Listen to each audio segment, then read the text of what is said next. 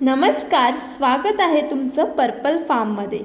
तुमच्या ब्रह्मकमळाला एक किंवा दोन फुलं येत असतील किंवा खूप वर्ष वाट पाहूनही एकही फूल येत नाही.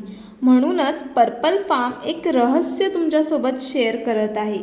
तुमचं स्वागत आहे ब्रह्मकमळाची ओळख या सिरीजमध्ये. ह्या सिरीजद्वारे तुम्हाला तुमच्या अनेक प्रश्नांची उत्तरं मिळणार आहेत. चला तर मग बघूया ब्रह्मकमळाची ओळख. झाडं आपल्यासारखंच प्रेम आणि काळजी शोधत असतात. थोडं लक्ष, थोडं ऑर्गॅनिक पोषण आणि थोडा संयम. मग पहा ब्रह्मकमळ कसं तुमच्या अंगणात जादू घडवतं ते.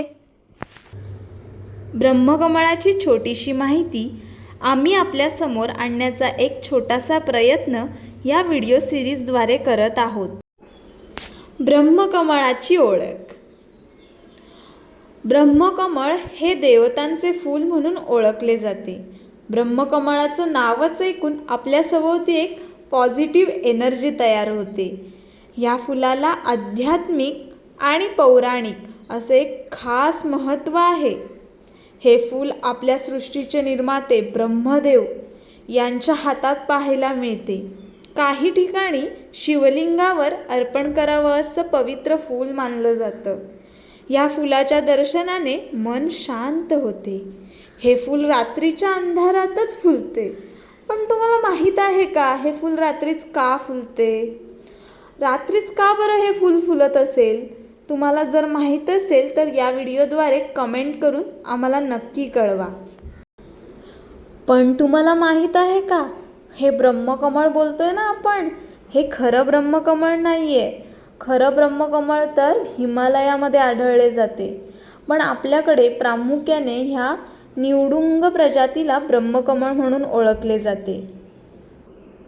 जर तुम्हाला ह्याचं खरं नाव माहीत असेल तर नक्की कमेंट करा. ब्रह्मकमळाचं फूल वर्षातून फक्त एकदाच फुलतं, तेही रात्री. अगदी काही तासांमध्ये ते फुलतं आणि पुन्हा मिटून जातं.